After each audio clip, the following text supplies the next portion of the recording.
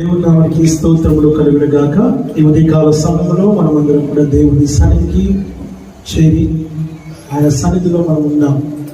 ఆమేన్. ఈరోజు మనకందరికీ తెలిసినటువంటి విషయం ఏంటంటే ఆయన పుట్టుక దినం కదా. మనమందరం కూడా వేచి చూస్తూ ఉన్నాం. ఈ యొక్క పుట్టుక దినంలో మనగా క్రిస్మస్ ఆరాధన జరుపుకోవటానికి మనమందరం కూడా దేవుని సన్నిధికి వచ్చాం. నా ప్రియమైనటువంటి దైవజనమా, దేవుని యొక్క అతి ప్రాముఖ్యమైనటువంటి సమయంలో మనం ప్రవేశించిన అనగా దేవుని వాక్యాన్ని వినటానికి ఎవరి మధ్యలో లేసిపోకుండా జాగ్రత్తగా ఉండాలని మీకు నేను మనవి చేస్తుంటున్నాను. భయము భక్తి కలిగిన వారంగా ఉండాలని కూడా మీకు నేను మరొకసారి మనవి చేస్తూ ఉంటున్నాను. ఎందుకంటే మనం వింటుంది వాక్యం, ఆది అందు వాక్యం ఉండడం, వాక్యము దేవుని ఎదురులో వాక్యమే దేవుడై ఉండడం. ఆ దేవుని వాక్యాన్ని మనం వింటూ ఉన్నాము కాబట్టి ఆ వాక్యానికి ప్రేమ దేవుడ విలువిచ్చి వాక్యానికి మనం భయము కలిగిన వారమై ఉండాలని దేవుని సన్నిధిలో మనం చూస్తూ ఉన్నాం. ఆమేన్. హల్లెలూయా. కనుక ప్రేమ దేవుని బిడ్డలారా, నిర్లక్ష్యంగా లక్ష్యంగా ఇష్టంగా కాకుండా ప్రేమ దేవుని ఉండొద్దని మీకు నేను మరొకసారి మనవి చేస్తూ ఉంటున్నాను. ఇది దేవుడు మనకు ఇచ్చినటువంటి సుదినం. ఈ దినము చాలా శుభదినముగాను, సుదినముగాను, పరిశుద్ధమైన దినముగాను, సంవత్సరానికి ఒక్క పండుగ. ఆ పండుగ మనం నిండుగా మెండుగా దండిగా ఆశీర్వదించే దినం, రోజు అన్న సంగతిని మనము జ్ఞాపకం చేసుకుంటూ ఉన్నాం. మన దైవ వాక్యంలో నుంచి, పరిశుద్ధ గ్రంథం నుంచి లూకా సువార్త 2వ అధ్యాయము 32వ వచనమును దయచేసి చదవాలని మీకు నేను మనవి చేస్తూ ఉంటూ ఉన్నా. 32వ వచనం. అన్యజనులకు నిన్ను బయలుపరచుటకు వెలుగుగాను, నీ ప్రజలైన ఇశ్రాయేలీయులకు మహిమగాను, నీ సకల ప్రజల ఎదుట సిద్ధపరిచిన నీ రక్షణ నేను కనులారా చూచితిని. ఆమేన్. ప్రార్థన చేసుకుందాం. మా మిగిలిన ప్రేమించిన మా పరమ తండ్రి, నామానికి వందనాలు, స్తోత్రాలు, స్తుతులు, కృతజ్ఞతాస్తుతులు క్షణిస్తున్నా. నీ వాక్యం ద్వారా మాతో సూటిగా స్పష్టంగా నాతో మాతో మీరు మీ అధికారం కలిగిన స్వరము చేత మాట్లాడమని వేడుకుంటున్నాం. వినగలిగే చెవులు, గ్రహించగలిగే హృదయమును, మనస్సును మాకు అనుగ్రహించి మీ నామమునకు మహిమ ఘనత ప్రభావాలు కలిగే చేసుకోమని, నిర్లక్ష్యం అలక్ష్యం అనేది మాలో ఉండకుండా లేకుండా రాకుండా సహాయం చేయమని, నన్నుగా మీరు మరుగుపరిచి నాలో నుంచి సూటిగా మాట్లాడమని వేడుకుంటున్నాం. ప్రభువా, ఈ స్వరం నాది కాదు ప్రభువా, ఈ హృదయం మనస్సు నాది కాదు ప్రభువా, నీదై ఉండలాగిన సహాయం చేసి మహిమ పొందమని యేసు క్రీస్తు నామములో అడిగి వేడుకొనుచున్నాము తండ్రి. ఆమేన్. ఆమేన్. హల్లెలూయా. వాక్యము సెలవిస్తున్నటువంటి మాట మనం ఇక్కడ చూస్తూ ఉంటూ ఉన్నాం. ప్రేమ దేవుడు, ఈ వాక్య భాగంలో మనకు ఒక చక్కటి మాటలు మనకి ఇక్కడ కనబడుతున్నాయి. ఒకటి వెలుగు, రెండవది మహిమ, మూడవది రక్షణ అనే 3 మాటలు మనకు కనబడుతూ ఉన్నాయి. అయితే ఒక విషయాన్ని మనము జ్ఞాపకం చేసుకోవాలని, మీరందరూ కూడా దయచేసి గమనించాలని మనవి చేస్తూ ఉంటూ ఉన్నారు. ఎందుకనంటే ఈ లోకంలో ప్రేమ దేవుడు మనము ఏం చేస్తున్నాం, ఏం చూస్తున్నాము అనంటే, ఈ రోజున ఈ శుభదినాన్ని మనము పండుగగా చేసుకుంటూ ఉన్నాం. ఎలా చేసుకుంటున్నామండి? పండుగగా చేసుకుంటూ ఉన్నాం. ఒక విషయాన్ని మనం గమనించాలని మీకు నేను మనవి చేస్తూ ఉంటున్నాను. ఈ పండుగ క్రైస్తవులకి చాలా విలువైనటువంటిది. కారణం ఏంటిదంటే, మన ఇంట్లో కూడా బర్త్డేస్ జరుగుతూ ఉన్నాయి. కానీ మన బర్త్డేకి ఎంతమంది వస్తారు, మన బర్త్డేని ఎంతమంది గుర్తు పెట్టుకుంటారు, మన బర్త్డేని ఎంత మందిలో మనం చేసుకుంటాం, ఎప్పుడు చేసుకుంటాము అని ఒక్కసారి జ్ఞాపకం చేసుకున్నట్లయితే దేవుని వాక్యము సెలవిస్తున్నటువంటి మాటలు మనం ఇక్కడ జ్ఞాపకం చేసుకుంటున్నాం. ప్రేమ దేవుని బిడ్డలారా, ఈ ప్రపంచం అంతట్లో మనము ఒక్క బర్త్డేని గొప్పగా సెలబ్రేట్ చేస్తూ ఉన్నాం. ఎవరి బర్త్డే అంటే యేసు క్రీస్తు ప్రభుల వారి సంగతిని మనం జ్ఞాపకం చేసుకోవాలి. మన హృదయాలు అందరినీ స్పందించాలి. ఏదో కొంతమంది కోసం దేవుడు పుట్టలేదు, ఏదో కొంతమంది కోసమే ఆయన ఈ లోకంలోనికి రాలేదు. ఆయన పుట్టిన పుట్టుక దేనికోసం అని ఒకసారి గమనిస్తే ఆయన పుట్టుకలో ఉన్నటువంటి పరిశుద్ధతను గమనించాలి. ఆయన పుట్టుకలో ఉన్నటువంటి పవిత్రతను గమనించాలి. ఆయన పుట్టుకలో ఉన్నటువంటి నీతిని గమనించాలి. ఆయన పుట్టినటువంటి పుట్టుక మనుషుల పుట్టుక కాదు, లేక మనుషుల రీతిగా పుట్టినటువంటిది కాదు. ప్రేమ దేవుడు ఆయన పుట్టినది ప్రేమ దేవుడు మనుషుల యొక్క గర్భంలో అయినప్పటికీ ఆ పరిశుద్ధమైనటువంటి పుట్టుకనే ఆయన పుట్టినట్టుగా మనము చూడగలుగుతూ ఉంటూ ఉన్నాము. హల్లెలూయా. నా ప్రియమైనటువంటి దైవజనమా, ఈ దినాన మనమందరం కూడా మనము దేవుని సన్నిధికి చేరడానికి గల కారణం ఒకే ఒక కారణం అంటే యేసు క్రీస్తు ప్రభుల వారు ఈ లోకంలోనికి ఆయన స్వయముగా దిగి వచ్చినట్టుగా మనం చూస్తూ ఉన్నాం. ఎలాగ దిగి వచ్చారు ఆయన అనంటే ఆయన మానవ గర్భములోనికి వచ్చినట్టుగా చూస్తున్నాం. మనుషులు పుట్టినట్టుగా దేవుని వాక్యము ద్వారా మనం ఇక్కడ గమనిస్తూ ఉంటూ ఉన్నాం. హల్లెలూయా. ఏ ఈస్ట్ ప్రాంతానికో, ఏ వెస్ట్ ప్రాంతానికో, ఏ నార్త్ ప్రాంతానికో, ఏ సౌత్ ప్రాంతానికో, అనగా అమెరికాలో చాలా మంది ఏమంటారంటే తెల్లోళ్ళ దేవుడు కాదు. ఆయన పుట్టింది ఆసియాలో, అనగా మన దేశం పక్కనే ఉన్నటువంటి మహా అయితే ఫ్లైట్ ఎక్కితే 4 గంటలు కూడా పట్టదు. ఆమేన్. దేవుని వాక్యం సెలవిస్తూ పుట్టింది ఆసియా ఖండంలో, యూరోప్ ఖండంలో పుట్టలేదు ఆయన, ఆఫ్రికా ఖండంలో పుట్టలేదు ఆయన. యూరోపియన్లకు మాత్రమే దేవుడు కాదు ఆయన, లేక ఆఫ్రికా ఖండానికి దేవుడు కాదు ఆయన. ప్రేమ దేని పిల్లరా, ఆ రష్యన్ కంట్రీస్ అక్కడటువంటి ఆ కంట్రీస్కి ఆ తెగకో లేకపోతే ఆ మనుషులకో దేవుడు కాదు ఆయన. ఆయన పుట్టింది ఎక్కడంటే ప్రపంచ నడి బొడ్డున ఉన్నటువంటి ఆ యొక్క ఇశ్రాయేలు దేశంలో నజరేతు ప్రాంతంలో బెత్లెహేమ్ అనే ప్రాంతంలో ఆయన పుట్టినట్టుగా చూస్తున్నాం. That was the place of centre of the world, అనగా ప్రపంచానికి నడి బొడ్డుగా ఉన్నటువంటి ఆ యొక్క దేశంలో ఆయన పుట్టినట్టుగా చూస్తూ ఉంటూ ఉన్నాం. అనగా ఆయన ఎలాంటి వాడు ఒకసారి గమనిస్తే ఆయన అందరికీ దేవుడు. ఆయన ఏ కొంతమందితో, ఏ ఒక్క తెగతో, లేక ఒక ప్రేమ ఖండానికో కాదు, ఆయన ప్రపంచానికి ఆయన దేవుడై ఉన్నాడని వాక్యము ద్వారా మనం ఇక్కడ గమనిస్తున్నాం. ఇది నేను చెప్పట్లేదు, దేవుని వాక్యము సెలవిస్తా ఉంది. ఇది నేను మాట్లాడట్లేదు, దేవుని వాక్యం మాట్లాడుతా ఉంది. ఇది నేను నా ఊహతో మాట్లాడట్లేదు, పరిశుద్ధ గ్రంథంలో లిఖించబడినటువంటి మాటలే మీకు నేను తెలియజేస్తూ ఉంటున్నాను. ప్రేమ దేవుని బిడ్డలారా, కనుకనే యేసుక్రీస్తు అందరికీ దేవుడని వాక్యము సెలవిస్తా ఉంది. కాబట్టి ప్రేమ దేవుని బిడ్డలారా, ఏ దేవుని నమ్మినావో తెలుసా? అందరికీ దేవుడైనటువంటి వారిని నమ్మినావు. ఏ దేవుని నువ్వు రక్షించినావో తెలుసా అనంటే, రక్షణ తీసుకున్నావో తెలుసా అంటే, నీ కోసం ప్రాణం పెట్టినటువంటి వారి కోసం నీవు దేవుని బిడ్డలారా రక్షణ పొందినట్టుగా దేవుని వాక్యము ద్వారా మనం ఇక్కడ గమనిస్తూ ఉంటూ ఉన్నాం. ఆమేన్, ఆమేన్, ఆమేన్. నువ్వు గర్వంగా చెప్పాల్సినటువంటి విషయం, నువ్వు ప్రేమ దేవుని బిడ్డలారా చాలా అధికారం కలిగినటువంటి బిడ్డగాను ఉండాలని ఈ లోకంలో దేవుని వాక్యం ద్వారా మనం చూస్తున్నాం. ఎలా ఉండాలి? ఈ లోకంలో ఆయన మహిమగా ఉండాలి, ఆయన వెలుగుగా ఉండాలి, ఆయన కుమారుడుగా ఉండాలి, ఆయన కుమార్తెగా ఉండాలి, ఆయన వారసుడిగా, ఆయన వారసురాలిగా ఈ లోకంలో ఉండాలని దేవుని వాక్యం ద్వారా మనం ఇక్కడ హెచ్చరికను మనం పొందుకుంటూ ఉన్నాం. ఆమేన్, ఆమేన్.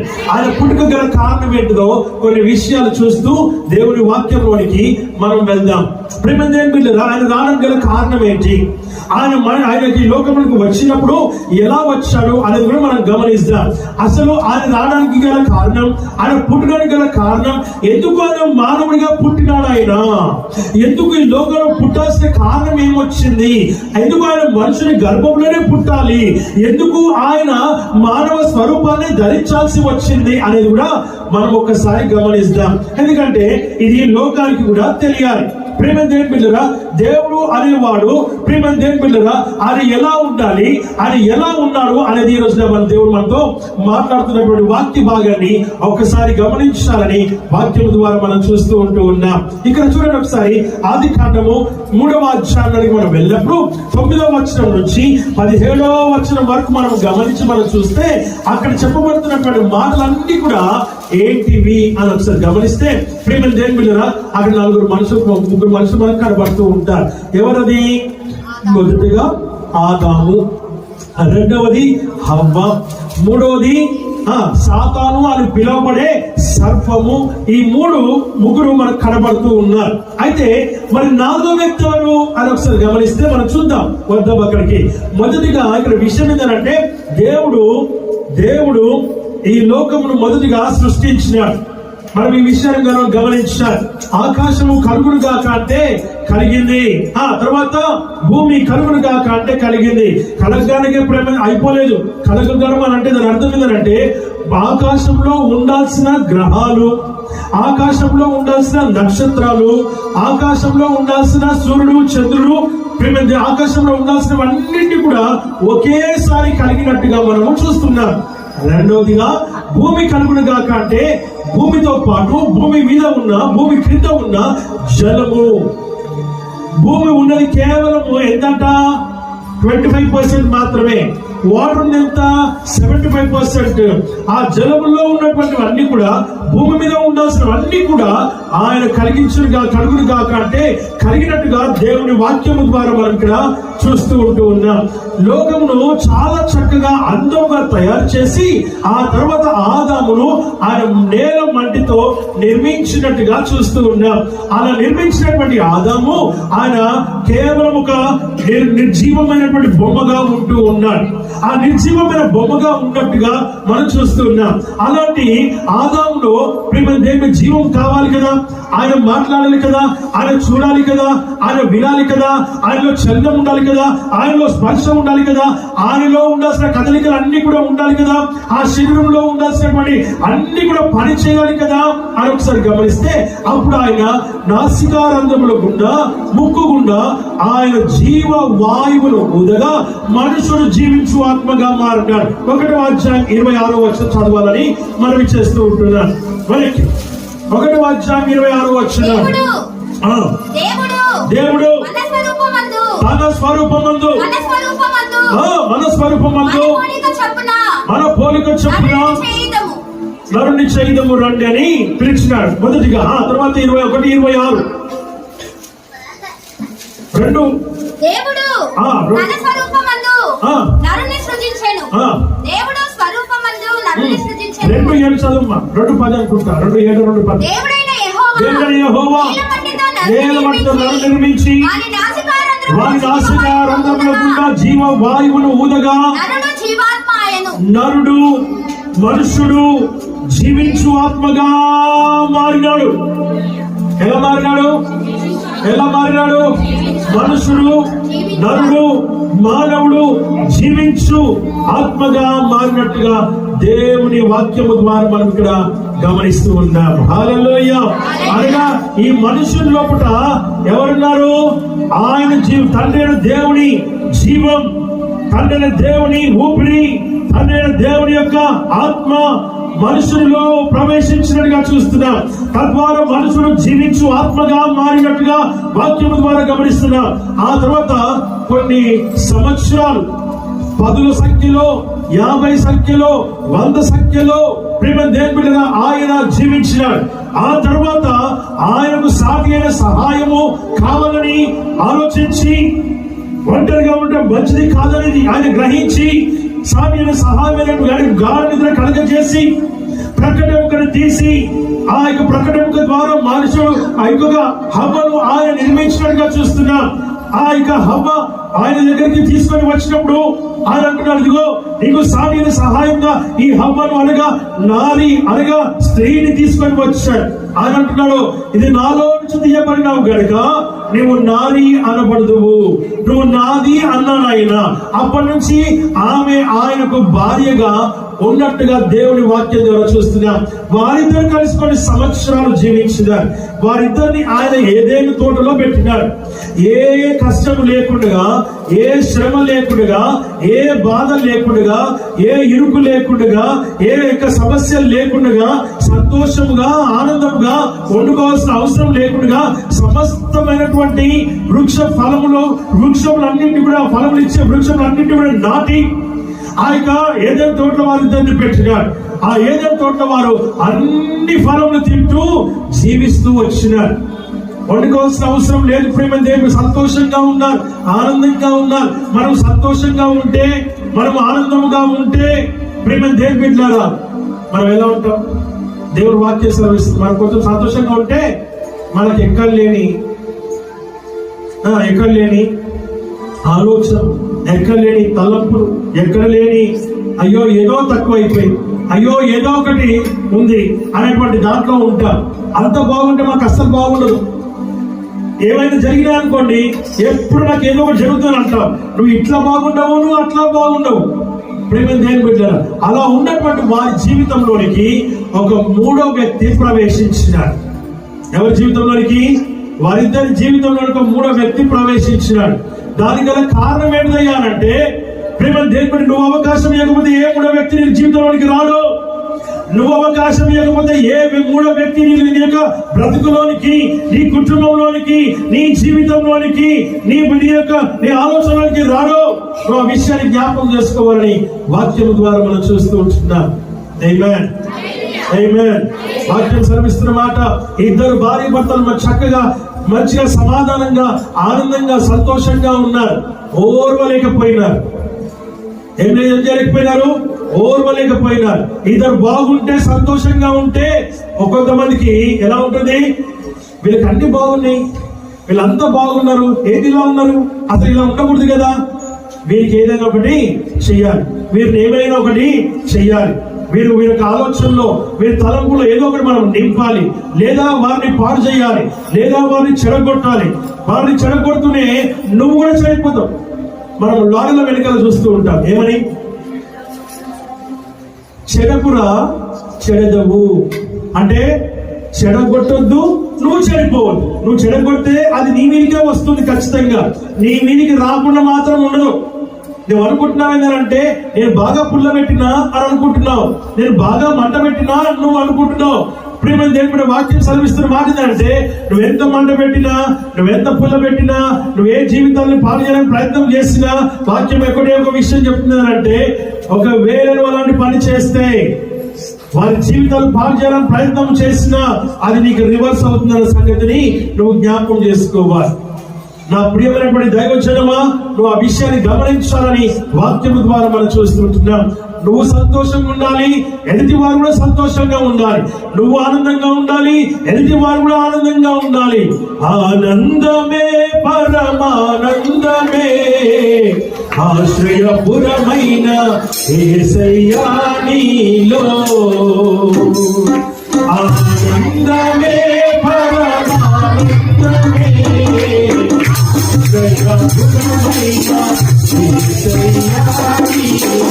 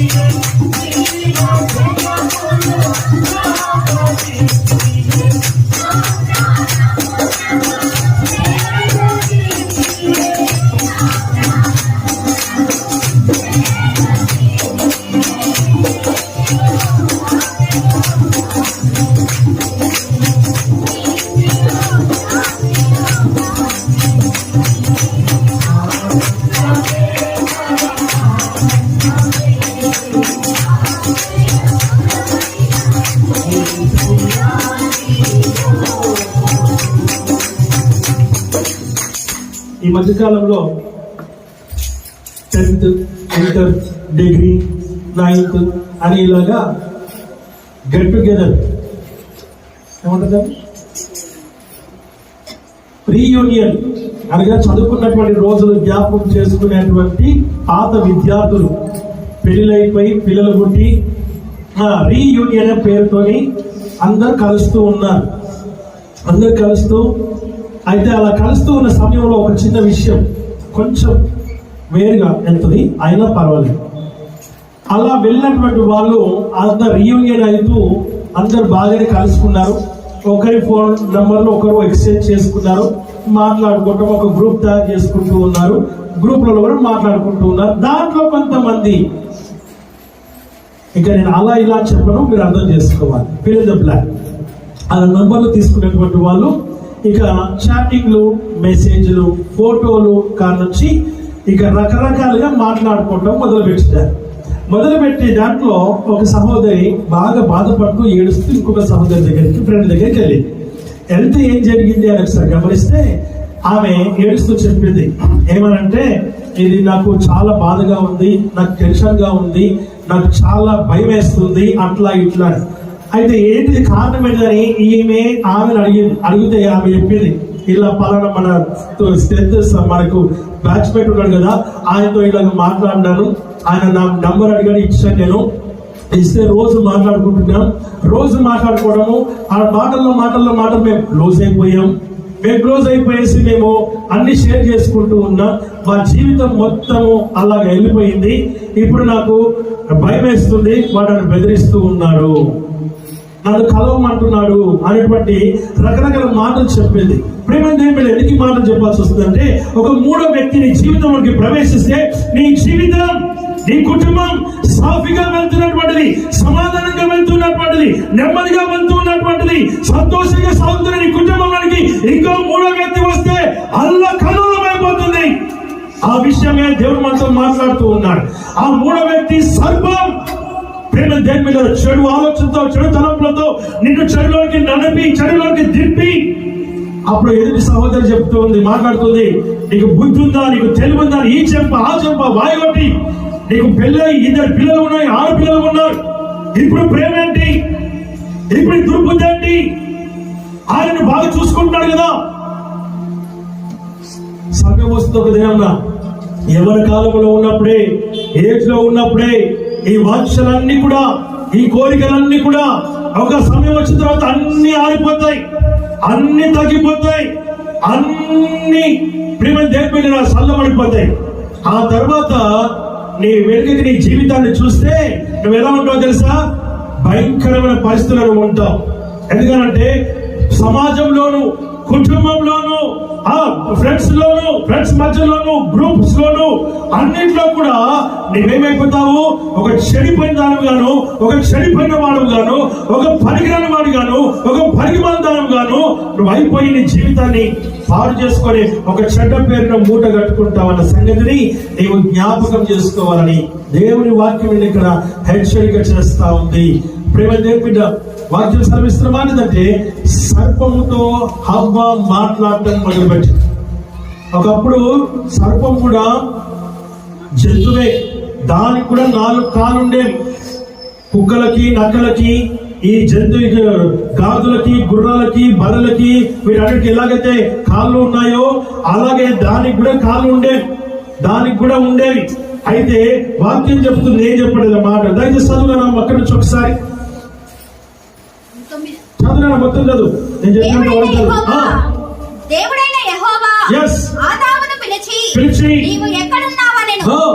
అందుకతడు, నేను తోటలో నీ స్వరము వినినప్పుడు దిగంబరునిగా నుంటిని గనుక భయపడి దాక్కొంటినెను. అందుకాయన, నీవు దిగంబరువని నీకు తెలిపిన వాడెవడు? నీవు తినకూడదని నేను నీకు ఆజ్ఞాపించిన వృక్ష ఫలములు తింటివా అని అడిగెను. అందుకు ఆదాము, నాతో నుండుటకు నీవు నాకు ఇచ్చిన ఈ స్త్రీయే ఆ వృక్ష ఫలములు కొన్ని నాకు ఇయ్యగా నేను తింటినెను.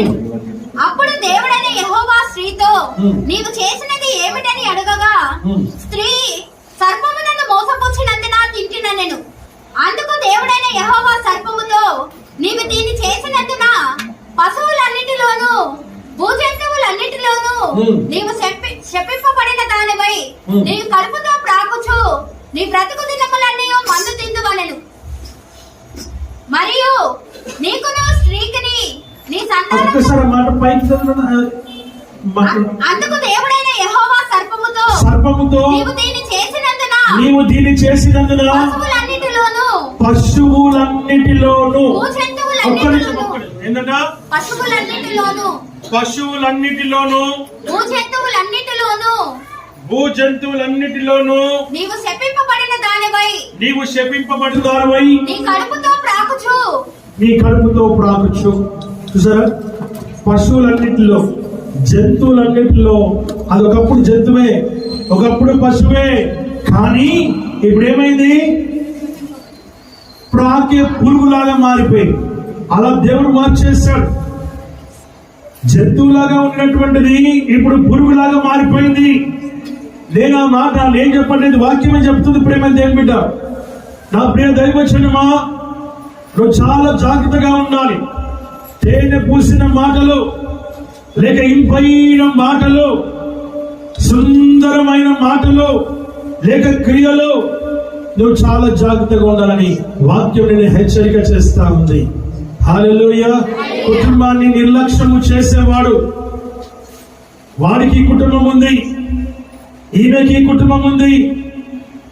జీవితాన్ని పాడు చేసుకోవడానికి ఇది ఒకటే కాదు మార్గం. దేవుని వాక్యం సెలవిస్తున్న మాట మనం చూస్తున్నాం. హవ్వ ఇప్పుడు భూజంతువుల్లో ఉన్నటువంటి ఆ సర్పముతో మాట్లాడటం, సాతాను ఏం చేశాడంటే, నేను ఎవరితో వెళ్ళి మాట్లాడాలంటే, నేను సర్పం అయితే బాగుంటుంది, అది యుక్తి కలిగినటువంటిది, చాలా తెలివైనటువంటిది, తెలివైనటువంటి జంతువు, అది నేను దానిలోకి వెళ్తా అని దేవుడు ఆ యొక్క సాతాను దానిలోకి వెళ్ళింది. సాతాను వారు యాక్చువల్ గా అని ఒకసారి గమనిస్తే, ఒకప్పుడు లూసిఫర్ గా దేవుడి ప్రక్కనే ఉండి ఈ రెక్క ఇలా ఆడిస్తే ఎన్నో వాయిద్యాలు, ఈ రెక్క ఆడిస్తే ఎన్నో వాయిద్యాలు, ఆయన స్వరమెత్తి పాడితే ప్రేమ దేవుల పరలోకం అంతా దద్దరిల్లిపోయేదంట. అలాంటి వర్షిపర్ లూసిఫర్, అంత మంచి వర్షిప్ చేసేవాడు. అందుకని ప్రేమ దేవుళ్ళరా వాడు ఏమనుకున్నాడంటే, ఇంకా కొంచెం అయితే నేను కూడా సభా పర్వతము పైకి ఒకసారి వెళ్ళి కూర్చుంటే బాగుంటుంది, నేను ఒకసారి కూర్చుంటాను అని మెల్లిగా ఏం చేశాడు? ప్రేమ దేవుడి ఆలోచనలకు వచ్చేసాయి. ఆలోచనలోకి రాగానే దేవదూతల్లో కొంతమందిని మెల్లంగా ఇన్స్పైర్ చేశారు. మనం కూడా కొంతమందికి ఇన్స్పైర్ చేస్తూ ఉంటారు. ఒకరు కొంతమందిని ఫ్రెండ్షిప్ చేస్తూ ఉంటారు, ఇంకొకరు ఇంకొంతమందిని ఫ్రెండ్షిప్ చేసుకుంటారు. అలాగే గ్రూపులు ఉంటాయి ఒక్కొక్కరికి. ప్రేమ దేవుడు అలాగనే సాధారణ ఒక గ్రూప్ తయారు చేసుకుంది. నేను కూడా దేవుళ్లాగా ఉంటాను, నేను కూడా ఇదిగో నేను ఒక రెక్క ఆడిస్తే ఇంకో రెక్క ఆడిస్తే నేను పాడితే నేను గొప్పగా పాడతాను కదా, మీకు అందరికి ఇష్టమే కదా, మరి నేను ఒక్కసారి కూర్చుంటాను, నేను కూడా ఈక్వలే కదా. మరి ఏమంటారు మీరంటే, అయ్యా నువ్వు కరెక్టే, వీళ్ళేమనుకున్నారంటే ఈయన రాజు అయితే మాకు మంత్రి పదవులు వస్తాయి, మాకు గొప్ప పదవులు వస్తాయని వీళ్ళు అనుకున్నారు. అలాగున అక్కడ కూడా రాజకీయం జరిగింది. అలా జరిగే లూసిఫర్ ఏమయ్యాడు? ఒక్క తనుదంటే కింద పడ్డాడు పరలోకంలో నుండి. ఆ పరలోకం కింద పడుతున్న సమయంలోనికి భూమి మీదకి ఎప్పటికీ నిరాకారంగా దేవుడు చేసేసాడు. కారణం ఏంటిదంటే, అప్పటికి భూమి ఉండింది, అప్పటికి అన్ని ఉండినాయి, కానీ ఎప్పుడైతే ఇలా చేసిందో వెంటనే దేవుడు దాన్ని నిరాకారంగా చేసి వాడు ఆకాశ మండలంలో తన స్థావరాన్ని ఏర్పాటు చేసుకున్నాడు.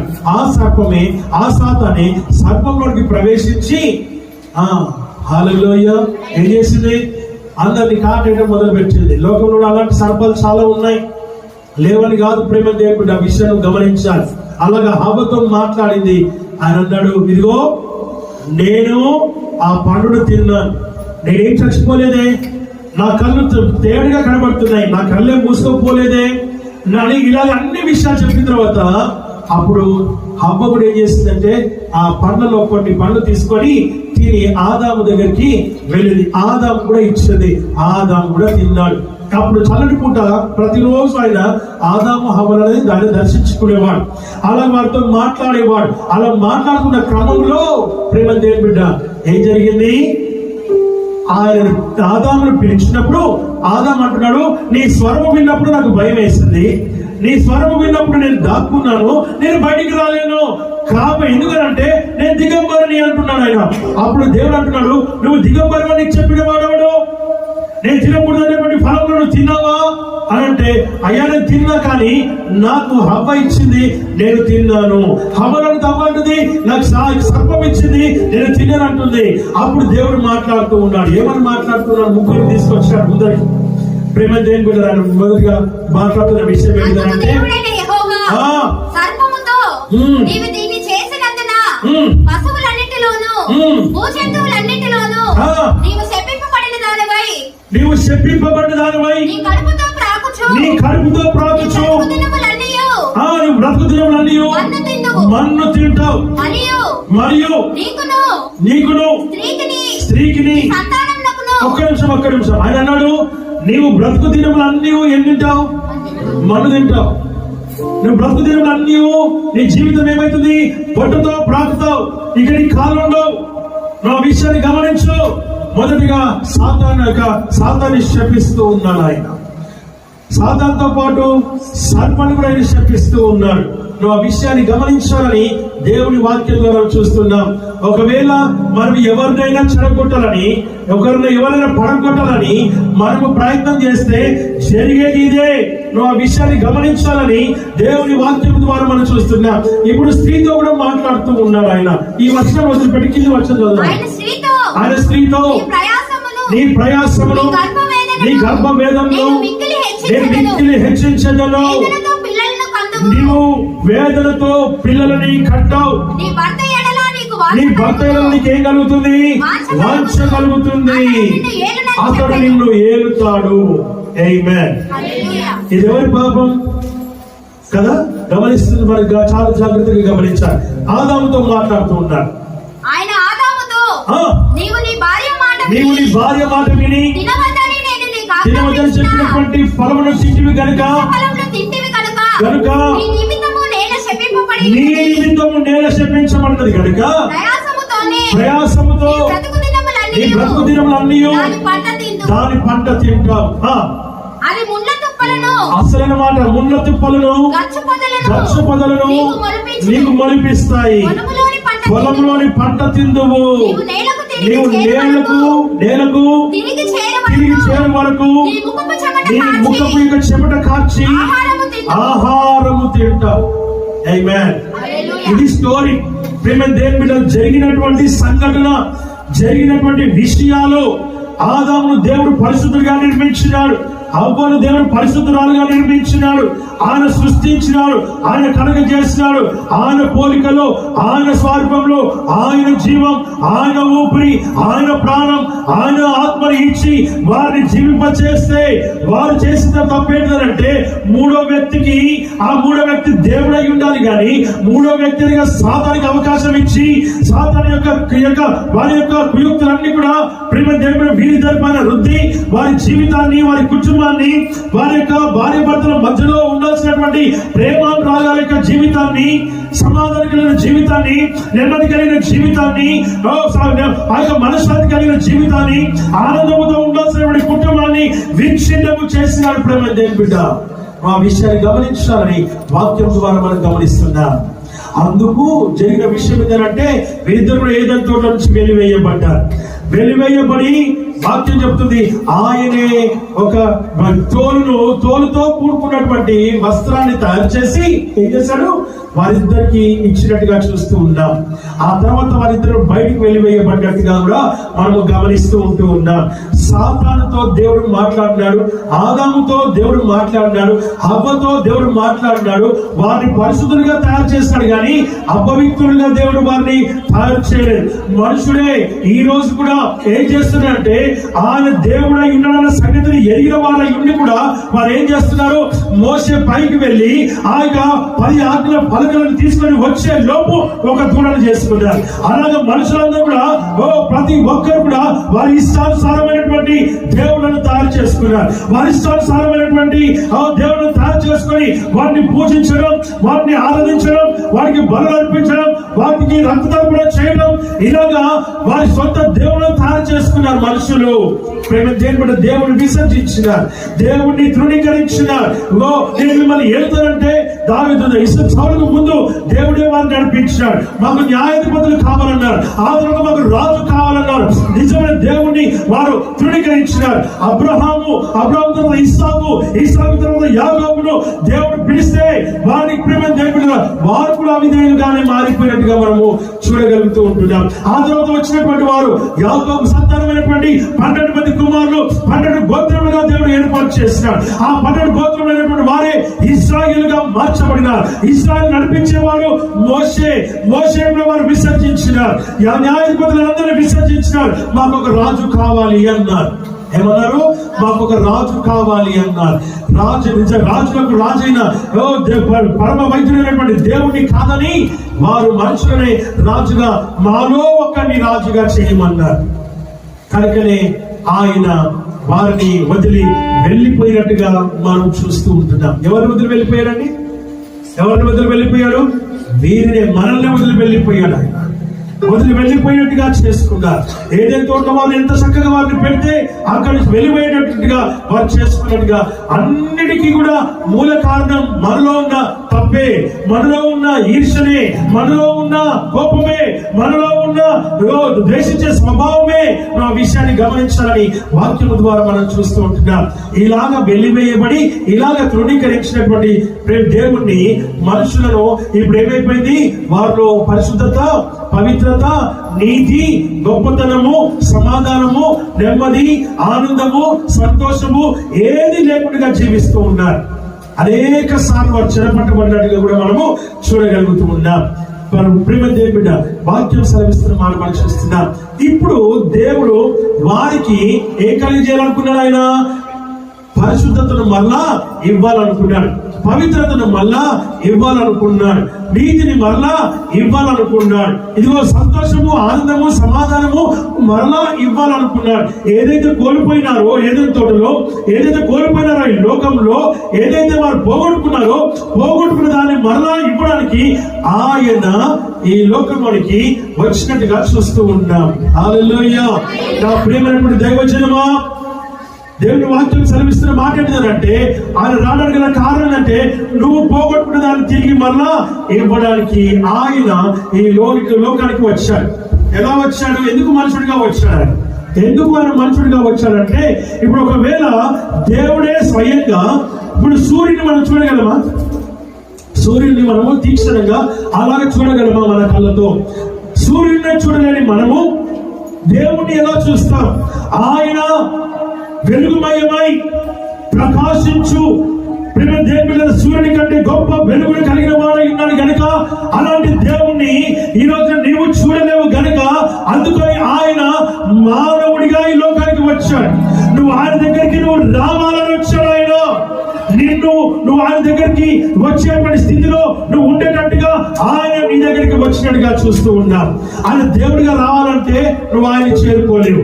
ఆయన దేవుడిగా వస్తే నువ్వు ఆయన చూడలేవు. నువ్వు దేవుడిగా ఆయన కొలవాలంటే ఆయనకు నువ్వు ఏమి ఇచ్చినా సరిపోదు కనుకనే ఆయన మానవుడిగా పుట్టి నీ చెంతకు చేరాలని, ఆయన మానవుడిగా ఎలా నువ్వు జీవించాలని నువ్వు అనుకుంటున్నావో, అంత గొప్పగా ఎలా జీవిస్తారని నువ్వు ప్రశ్నిస్తున్నావు కదా. అందుకని ఆయన మానవుడిగా ఉంటూ ఎంత పరిశుద్ధముగా, ఎంత పవిత్రముగా, ఎంత నీతిగా జీవించచ్చో అది చూపించడానికే ఆయన ఈ లోకంలోకి వచ్చాడు. రావడం ఎలా వస్తున్నాడు? ఆయన పరలోకంలో ఉన్న ఆయన తేజస్సును, పరలోకంలో ఉన్న వెలుగును, పరలోకంలో ఉన్న ఆయన మహిమను, పరలోకంలో ఉన్న ఆయన సింహాసనంలో, పరలోకంలో ఉన్న కుమారత్వమును, పరలోకంలో ఉన్న దైవత్వమును, పరలోకంలో ఉన్నటువంటి ఆయన గొప్పతనాన్ని అన్నిటినీ విడిచిపెట్టి రాజుగా ఉన్న ఆయన, చక్రవర్తిగా ఉన్న ఆయన విడిచిపెట్టి అన్నిటిని వదిలేసి వాక్యం చెప్తుంది, క్రీస్తు యేసునకు కలిగిన ఈ మనస్సును మీరును కలిగి ఉండాలి. నీకేమంటున్నాడు ఆయన? నీకేమంటున్నాడు అని ఒకసారి గమనిస్తే, సమస్తమును విడిచిపెట్టి రిక్తుడిగా వచ్చాడు ఆయన, ఏమీ లేనివాడిగా వచ్చాడు ఆయన. క్రీస్తు యేసునకు కలిగిన ఈ మనస్సును మీరును కలిగి ఉండుడి. ఆయన దేవుని స్వరూపమును కలిగి, దేవుని స్వరూపాన్ని విడిచిపెట్టి ఆయనతో సమానముగా ఉండుట, ఆయనతో సమానంగా ఉండుట, ఆ బాధ్యతను విడిచిపెట్టి మనుషుల పోలికగా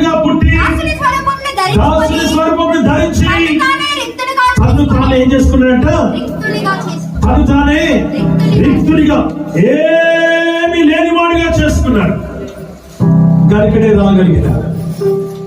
ఆమేన్, ఆమేన్. ఒక బస్ స్టాండ్ లో కానీ ఎక్కడ అనుకున్న వాళ్ళ దగ్గరికి మనము వెళ్ళాలి అనుకోండి, వారికి ఏమైనా సహాయం చేయాలి, వారితో మనం మాట్లాడాలనుకోండి, మనం ఏం చేయాలి?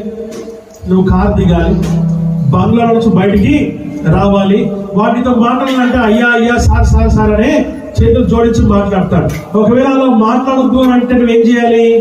వాడిలాగా నువ్వు కనబడాలి, వాడిలాగా నువ్వు ఉండాలి. అందుకనే ఇప్పుడు వాడి వేషం ఏదైతే ఉందో ఆ వేషం వేసుకున్నటువంటి వాడిగా ఉండి వాడి పక్కకి వెళ్ళి కూర్చుంటే వాడు నీ దగ్గర అన్ని షేర్ చేసుకుంటాడు, వాడితో అన్ని విషయాలు మాట్లాడతాడు, వాడి విషయాలు అన్ని చెబుతాడు. ప్రేమ దేవుడ, ఒకవేళ నువ్వు సూటు బూటు వేసుకొని వెళ్తే వాడు ఏమంటాడు? అయ్యా ఏమైనా ఉంటే సహాయం చేయమని అడుగుతాడు. వాడి కష్టాలు చెప్పుకునే పరిస్థితి ఉందా, వాడి దగ్గరకు వచ్చే పరిస్థితి ఉందా అని అంటే లేదనే చెప్పాలి. రాజు దగ్గరికి వెళ్ళాలన్నా, గవర్నర్ దగ్గరికి వెళ్ళాలన్నా, సీఎం దగ్గరికి వెళ్ళాలన్నా, పిఎం దగ్గరికి, ప్రెసిడెంట్ దగ్గరికి వెళ్ళాలన్నా నేను ఎవరు వెళ్ళనివ్వరు. అలా వెళ్ళాలంటే నీవైనా ఆ స్థితిలో ఉండాలి, లేక ఆయనైనా ఆ స్థితిని విడిచిపెట్టి రావాలి. ఆ స్థితిని విడిచిపెడితేనే కానీ నువ్వు అది చేరుకోలేవు. అందుకే ఆయన సమస్తమును విడిచిపెట్టి ఆయన మానవుడిగా వచ్చినట్టుగా దేవుని వాక్యము ద్వారా మనం ఇక్కడ గమనిస్తూ ఉన్నాం. అందుకని ఆయన ఈ లోకంలో పుట్టినట్టుగా దేవుని వాక్యము ద్వారా మనం చూస్తూ ఉన్నాం. ఆమేన్, ఆమేన్. దేవుడు క్రిస్మస్ కదా, క్రిస్మస్ ఆయన పుట్టడానికి గల కారణం ఏంటిదో మనం చూస్తున్నాం. ప్రేమ దేవుడు అందు గురించి మానవుడి గర్భంలో ఆయన ఏర్పాటు చేసుకున్నాడు. ఇది ఎప్పుడెప్పుడు చెప్పబడ్డది? అక్కడ ఆది కాండంలోనే చెప్పబడ్డది. ఏమో చెప్పబడ్డది? ఇప్పుడు చదువుతున్నారు ఆ వాక్య భాగం, ఆది కాండం ఆ వాక్య భాగం చదువు. స్త్రీ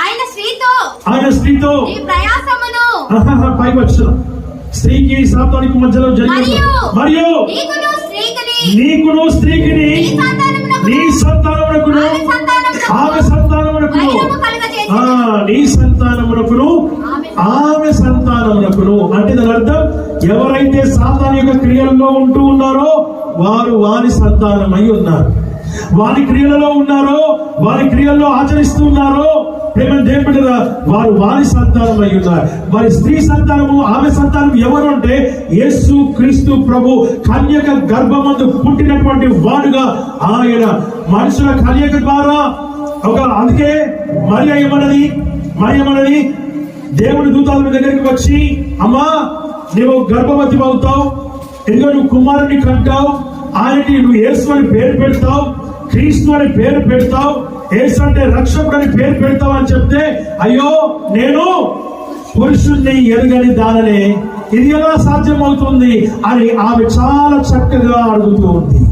అప్పుడు దేవుడి దూత అంటుంది, ఇదిగో పరిశుద్ధాత్మ నిన్ను కమ్ముకొనగా, లేక పరిశుద్ధాత్మ నీ మీదికి దిగి వచ్చినప్పుడు, ఆమేన్, మనుషుని నేల మట్టితో నిర్మించినటువంటి దేవుడు, మనుషుని నేల మట్టితో నిర్మించిన దేవుడు కలుగును కాక అంటే ఆకాశము కలిగింది, వాటిలో సమస్తము కలిగినాయి, భూమి కలుగును కాక అంటే భూమిలో ఉన్న సమస్తము కలిగినాయి, జలము కలుగును కాక జలములో ఉన్న సమస్తము కలిగినాయి.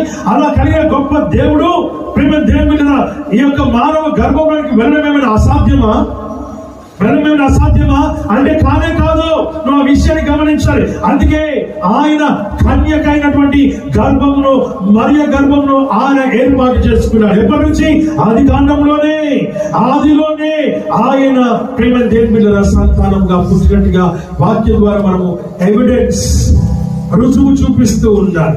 ఇలాగ అనేక మార్లు ఆయన మధ్యలో ఆ ఇస్సాకుకు బదులుగా బలి అర్పించబడ్డారు. ప్రేమ దేవుడా, ఇలాగ అనేక సార్లు ఆయన ప్రశ్నించి అనేక సార్లు ఆయన ప్రత్యక్షమైనట్టుగా కూడా మనము చూడగలుగుతూ ఉంటున్నాం. అలాగన ఆయన కన్యక అయినటువంటి గర్భమున ఆయన పుట్టినాడు. అప్పటి వరకు యోసేపు ఆమెని కనీసం ముట్టలేదు, కనీసం తాకలేదు. ఆమేన్, హల్లెలూయా. వాక్యం సెలవిస్తున్న మాట మనం చూస్తుంటా. అలా పుట్టినటువంటి వాడు ఆయన పరిశుద్ధుడు, పవిత్రుడు, నీతిమంతుడు. ఇప్పుడు పుట్టినాడు, బాగుంది. ఎందుకు పుట్టినాడు అనేది ప్రేమ దేవుడిలో మనం చూస్తూ వస్తున్నాం. ఇప్పుడు ఆయన ఎలా జీవించాలో కూడా ఈ 3.5 సంవత్సరాలు ఆయన ఎలా జీవించాలో మనకందరికీ తెలిసినటువంటి విషయం. ఆమేన్, హల్లెలూయా. ఇప్పుడు చూడండి, దయచేసి ఒక విషయాన్ని గమనించాలని మీకు నేను మనవి చేస్తున్నాను. చదువు దయచేసి లూకా సువార్త 2వ అధ్యాయం 32వ వచనం. త్వరగా. అన్యజనులకు నిన్ను బయలుపరచుటకు వెలుగుగాను. ఒక్క నిమిషం. మొదటి మాట ఏంటి? ఆయన వెలుగుగా. ఏ వెలుగునైతే కోల్పోయినావో, ఏ పరిశుద్ధతను కోల్పోయినావో, ఆ కోల్పోయినటువంటి ఆ పరిశుద్ధతను, ఆ వెలుగును తిరిగి మరలా ఇవ్వడానికి ఆయన వెలుగుగా ఈ లోకంలోకి వచ్చాడు. నిన్ను వెలిగించడానికే. యోహాను సువార్త 8వ అధ్యాయం 12వ వచనం. త్వరగా. మత్తయి సువార్త 5వ అధ్యాయం 12వ వచనం. త్వరగా. 8-12. మరలా యేసు నేను లోకమునకు వెలుగును. నన్ను వెంబడించువాడు చీకటిలో నడవక జీవపు వెలుగు కలిగి ఉండునని. ఆమేన్. ఏమన్నా మనసు చదవాలి. మరలా యేసు నేను లోకమునకు వెలుగును. నన్ను వెంబడించువాడు చీకటిలో నడవక జీవపు వెలుగు కలిగి ఉండాలి. జీవపు వెలుగు కలిగి ఉండాలని వాక్యం ద్వారా మనం చూస్తున్నాం. వాక్యం సెలవిస్తున్న మాట ఏంటంటే, ఎవరైతే క్రీస్తును వెంబడిస్తున్నారో, ఎవరైతే క్రీస్తును అనుసరిస్తూ ఉన్నారో, ఎవరైతే క్రైస్తవులను పిలువబడుతున్నారో, ఎవరైతే దేవుని బిడ్డలను పిలువబడుతున్నారో, ఎవరైతే ఆయన నామమును కలిగిన వారై ఉన్నారో, ఎవరైతే ఆయన వారసత్వం కలిగి ఉన్నారో, ఎవరైతే ఆయన నమ్మినారో, ఆ స్వంత రక్షకుడిగా యేసు క్రీస్తు ప్రభు నిజమైన దేవుని నమ్మినారో, వారు జీవము కలిగి ఉండాలి. ఈ లోకంలో ఎలా ఉండాలి? జీవము కలిగి ఉండాలి. జీవం కలిగి ఉండాలంటే యేసయ్యను కలిగి ఉండాలి. ఆయన జీవము నీలో ఉండాలి. ఆమేన్, ఆమేన్. ఇప్పుడు చిన్న మాట, మన పిల్లలు మనల్ని డాడీ అని పిలుస్తూ ఉంటారు. ఏమని పిలుస్తున్నారు? డాడీ, మమ్మీ అని పిలుస్తున్నారు. ఒకవేళ మన పిల్లలు ఎవరినైనా డాడీ అని పిలిస్తే ఊరుకుంటారా? మమ్మీ అని పిలిస్తే ఊరుకుంటారా? పోనీ మనం వాళ్ళు ఊరుకుంటారా? వాళ్ళు ఊరుకోరు. ఎవడా నువ్వు? వాళ్ళిద్దరు కొట్లాడైంది. ఎవడో వచ్చి నిన్ను డాడీ అని పిలుస్తున్నాడు, ఎవడో వచ్చి నిన్ను మమ్మీ అని పిలుస్తుంది, ఏంటి సంగతి అని కొట్లాట. మరి మనం కూడా ఒప్పుకునే పరిస్థితి లేదు. ఒకవేళ మన పోలికలు పుట్టలేదు అనుకోండి, అది కూడా ప్రాబ్లమే. ఎన్ని ఆలోచనలు, ఎన్ని తలంపులు, ఎంత విడ్డూరం. లోకంలోని ఇంత ఆలోచనలు, ఇంత మనకే విడ్డూరం అనిపిస్తే, మనకే అనుమానం వస్తే, మనకే కోపం వస్తే, ఈ రోజు నిజమైన దేవుణ్ణి విడిచిపెట్టే నీవు, నిజమైన దేవుణ్ణి కాదని ఇంకా దేనిలో నువ్వు చేస్తే, ఇంకా వేరే వారిని నువ్వు అనుసరిస్తే, నీవు కూడా అలాంటి వాడి సంగతిని నీవు జ్ఞాపకం చేసుకో. అంటే దాని అర్థం ఏంటంటే, దేవుని పరిశుద్ధతను విడిచిపెట్టి లోక మర్యాదను అనుసరిస్తే, లోక పద్ధతులను ఆచరిస్తే, ప్రేమ దేని బిడ్డరా, అది విడ్డూరమైన పనే. నువ్వు ఆ విషయాన్ని గమనించాలని దేవుని వాక్యము ద్వారా మనం ఇక్కడ గమనిస్తూ ఉందాం. ఆమేన్, ఆమేన్. అందుకే నువ్వు వెలుగుగా ఉండాలి. ఎలా ఉండాలంట? వెలుగుగా ఉండాలి. ఆ వెలుగు ఆయన ఉండాలి. ఆ వెలుగును కలిగి నువ్వు జీవించాలి. మత్తయి సువార్త 5వ అధ్యాయం 14వ వచనం. మీరు లోకమునకు వెలుగై ఉన్నారు. ఏమంటారు? మీరు ఆయన వెలుగై ఉన్నట్టు రీతిగానే నువ్వు కూడా వెలుగై ఉండాలి. ఏమై ఉండాలి? నీవు కూడా వెలుగై ఉండాలి. నువ్వు ఆ విషయాన్ని గమనించాలని దేవుని వాక్యం ద్వారా చూస్తున్నాం. రెండో మాట, నీ ప్రజలైన ఇశ్రాయేలుకు మహిమగాను. చాలు. ఏమంటారు ఇక్కడ? మహిమగా. ఇశ్రాయేలీలకు మహిమగా అనగా ఏ మహిమైతే కోల్పోయినామో, ఏమంటే ఏ మహిమైతే మనం ఎక్కడ కోల్పోయినామో, తోటలోనే కోల్పోయినాం. మహిమ కోల్పోయినాం కదా. మహిమ శరీరము. అప్పుడు మనకి వాళ్ళకి ఏమన్నా వస్త్రాలు ఉన్నాయా? లేవు. వారికి శరీరం కనపడిందా? సిగ్గుపడ్డారా? దిగబడినా తెలుసుకున్నారా? తెలుసుకోలేదు. కారణం ఏంటంటే మహిమ శరీరము కలిగి ఉన్నారు. మహిమ కలిగిన వాక్యం దేవుని వాక్యం సెలవిస్తాం. అనగా దేవుని మహిమ, సర్వోన్నతమైన స్థలంలో దేవునికి మహిమ. ఆ మహిమని ఈరోజు నీకు, నాకు, మనకు కావాలి. ఆమేన్, ఆమేన్. ఆ విషయాన్ని గమనించాలని దేవుని వాక్యం ద్వారా మనం ఇక్కడ చూస్తూ ఉన్నాం. అందుకే దేవుడు రెండో మాట, ఆయన మహిమను కోల్పోయిన మహిమను తిరిగి దేవుడు మరలా, అందుకే యోహాను సువార్తలో అంటాడు ఆ మాట, ఏమంటాడు? తండ్రి నువ్వు నాకు ఏ మహిమ అయితే ఇచ్చినావో ఆ మహిమని తిరిగి నేను వారికి ఇస్తూ ఉన్నాను. 8వ అధ్యాయం 10వ అధ్యాయంలో ఈ మాటలు మనకు కనబడతా ఉంటాయి. నువ్వు ఆ విషయాన్ని గమనించాలని వాక్యం ద్వారా చూస్తున్నాం. 3వ మాటకి మనం చూద్దాం దయచేసి. నీవు సకల ప్రజల ఎదుట సిద్ధపరచిన రక్షణ. ఒక ఆయన పరిశుద్ధాత్మ ఆయన మీద ఉందంట. యేసు ప్రభువును చూసే వరకు ఆయన చనిపోవడానికి వాగ్దానం ఉందంట. ఆయన ఆత్మవశుడై ఆ దేవాలయానికి కొట్టుకోబడ్డట్టుగా చూస్తున్నాం. ఏ దేవాలయానికి రాగానే ఆయన్ని ఎత్తుకొని నాదా అని పిలుస్తూ ఉన్నాడు.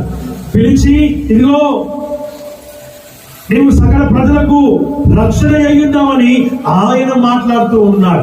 అనగా నువ్వు కోల్పోయిన రక్షణ వస్త్రం ఏదైతే ఉందో దానిని మరలా దేవుడు తిరిగి ఇవ్వడానికి నీకు ఆయన రక్షణగా ఈ లోకంలో పుట్టినట్టుగా రక్షకుండు దయించినాడట కదా, రక్షకుడు ఉదయించినాడట అని భక్తులు పాటలు పాడుతూ ఉన్నారు.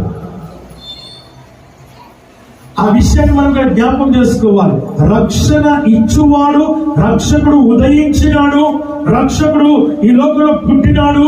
నీకు రక్షణ అనుగ్రహించడానికి ఆయన పుట్టినట్టుగా దేవుని వాక్యం ద్వారా మనం ఇక్కడ గమనిస్తూ ఉన్నాం. ఈ లోకంలోకి ఆయన వట్టిగానే వట్టిగానే 2000 సంవత్సరాల క్రితమైన వట్టిగానే రాలేదు. నువ్వు కోల్పోయిన వాటిని తిరిగి ఇవ్వడానికి, ఏ రాజ్య వారసత్వాన్ని కోల్పోయినావో, ఏ పరలోక వారసత్వాన్ని కోల్పోయినావో అది తిరిగి ఇవ్వడానికి ఆయన లోకంలోకి వచ్చాడు. 33 సంవత్సరాలు ఏ పాపము లేకుండా, ఏ తప్పు లేకుండా నాలో పాపం ఉన్నదని, నాలో తప్పు ఉన్నదని ఎవరైనా నేరస్థాపన చేయగలడా అని ఆయన ప్రశ్న వేసినటువంటి దేవుడు. ఆయన ప్రశ్నించి అడిగినటువంటి వాడు. ఆయన మనుషులు లోకంలో మాట్లాడుతూ ఉన్నారు, లోకానుసారమైన మాటలు మాట్లాడుతూ ఉన్నారు, శరీరానుసారమైనటువంటి మాటలు మాట్లాడుతూ ఉన్నారు. వాక్యం ఏమంటుందో తెలుసా? వాటన్నిటినీ ప్రేమ దేవుడు పట్టించుకోవాల్సిన అవసరము లేదు. కారణం ఏంటంటే మాట్లాడేవన్నీ అబద్ధాలే కాబట్టి, ఆ అబద్ధాలలోంచి ప్రేమ అబద్ధపు జీవితం మనుషులకు ఉంటుంది కానీ దేవునికి ఉండదు అన్న సంగతిని నీవు గ్రహించాలని వాక్యము ద్వారా మనం ఇక్కడ గమనిస్తూ ఉన్నాం. హల్లెలూయా, హల్లెలూయా. పరిశుద్ధ గ్రంథంలో కొన్ని తప్పులున్నాయి, పరిశుద్ధ గ్రంథంలో కొన్ని పాపాలున్నాయి, పరిశుద్ధ గ్రంథంలో అపవిత్రత ఉంది అని మనుషులు దెప్పి పొడుస్తూ పాయింట్అవుట్ చేస్తూ ఉన్నారు. ఈ పరిశుద్ధ గ్రంథం ఎందుకు కనబడింది అని అంటే ఏది దాచుకోలేదు, ఏది దాయబడకుండా ఉన్నది ఉన్నట్టుగా వ్రాసినారు. కారణం మనుషులు లోకంలో ఎలా జీవిస్తున్నారో, ఎలా జీవించినారో, ఎలా జీవించబోతూ ఉన్నారో అవి మాత్రమే వ్రాయబడ్డాయి. వ్రాయబడినటువంటి వాటిని ఇదిగో నువ్వు చదివి ఇలా ఉండకూడదు అని దేవుడు రాసినాడు తప్ప అలా ఎందుకు రాసినాడు? అది భూతే కదా, అది తప్పే కదా అని మాట్లాడుతూ ఉన్నారు. అది కాదు ప్రేమ దేవుని బిడ్డ. ఇలా చేశారు కాబట్టి వారిలో నశించిపోయారు, వారిలో చేశారు కాబట్టి వారిలో పాడైపోయినారు. వీరి నీతిగా ఉన్నారు కాబట్టి ఇలా దీవించబడ్డారు, వీరి ఇలా పరిశుద్ధంగా ఉన్నారు కాబట్టి దేవుని మహిమ వారి పైన ఉన్నదని వ్రాయబడింది. నీవు మంచిని నువ్వు ఎన్నుకోవాలి తప్ప చెడు కాదు. 2 మార్గాలు ఉంటాయి, ఒకటి చెడు, ఒకటి మంచి, ఒకటి చీకటి, ఒకటి వెలుగు, ఒకటి లోకం, రెండోది పరలోకం. దేవుని వాక్యం సెలవిస్తుంది, నువ్వు దేన్ని చూస్ చేసుకుంటావు, నువ్వు దేన్ని నమ్ముతావు, నువ్వు దేన్ని నడుస్తావు, ఆ విషయాన్ని నీ జీవితము నిర్ణయిస్తుంది. నీ బ్రతుకు కనబడుతుంది, నీ యొక్క క్రియలు కనబడతాయి, నీ ఆలోచనలు కనబడతాయి, నీ తలంపులు కనబడతాయి, నీ యొక్క నడవడిక కనబడుతుంది. ఈ రెండు మార్గాలను బట్టి ఆ రెండు మార్గాల్లో దేంట్లో ఉన్నావో జాగ్రత్త. ఆయన మనుషుడిగా పుట్టడానికి గల కారణం ఏంటంటే మనుషుడిగా ఎంత పరిశుద్ధంగా ఉండొచ్చో ఆయనను చూస్తే మనకు తెలుస్తుంది. ఆయనను చూస్తే మనకు ఇంకా ఎవరి విషయాలు చూడాల్సిన అవసరము లేదు, ఎవరి గురించి ఆలోచించాల్సిన అవసరము లేదు అన్న సంగతిని నీవు గ్రహించాలని దేవుని వాక్యము ద్వారా మనం ఇక్కడ గమనిస్తూ ఉంటూ ఉన్నాం. కనుక నా ప్రేమ దేవుని బిడ్డలారా, వాక్యం సెలవిస్తా ఉంది, ఆయన పరిశుద్ధుడు, ఆయన పవిత్రుడు, ఆయన నీతిమంతుడు, ఆయన వెలుగై ఉన్నాడు, ఆయన మహిమయ్యి ఉన్నాడు, మహిమాన్వితుడై ఉన్నాడు, మహిమా స్వరూపుడై ఉన్నాడు. కనుకనే ఈ రోజు నీ జీవితంలో ఆయన ప్రేమ దేవుని బిడ్డలారా నమ్మడానికి గల కారణాలు ఇవే. నువ్వు ఆ విషయాన్ని జ్ఞాపకం చేసుకోవాలని వాక్యం ద్వారా మనం చూస్తున్నాం. నీ జీవితం ద్వారా లోకానికి మేలు కలగకపోయినా పర్వాలేదు, కానీ నిన్ను చూస్తూ వారు క్రీస్తుని నమ్మాలి. ఎవరు నమ్మాలి? ఏమండి? దేన్ని నమ్మాలి? నిన్ను చూసి, నీ జీవితాన్ని చూసి, నీ మాటను చూసి, నీ యొక్క చూపును చూసి, నీ వినికిడిని చూసి, నీ క్రియలను చూసి యేసయ్యను నమ్ముకోవాలి. వారి రోత పాత జీవితాన్ని, లోకానుసారమైన శరీరానుసారమైన జీవితాన్ని విడిచిపెట్టి యేసయ్యను నమ్ముకునేటువంటి ఆ గొప్ప మహిమ నీ లోపల కనబడాలి. అందుకే దేవుడు నిన్ను అన్నాడు, మీరు లోకమునకు వెలుగై ఉన్నారు. ఏమై ఉన్నారు? వెలుగై ఉన్నారు. నువ్వు ఆ విషయాన్ని గమనించాలని దేవుని వాక్యము ద్వారా మనం ఇక్కడ గమనిస్తూ ఉంటూ ఉన్నాం. హల్లెలూయా. అందుకే ఇక్కడ ఏమన్నాడు? అన్యజనులకు వెలుగుగాను, ప్రజలకు ఇశ్రాయేలుకు మహిమగాను, సకల ప్రజల ఎదుట సిద్ధపరచిన రక్షకుడైన యేసు క్రీస్తు ప్రభువై ఉన్నాడు. ఆ విషయాన్ని జ్ఞాపకం చేసుకొని దేవుని సన్నిధిలో మనం ముందుకు సాగుదాం. అట్లా దేవుడికి వాక్యమును ఆశీర్వదించి దీవించును గాక.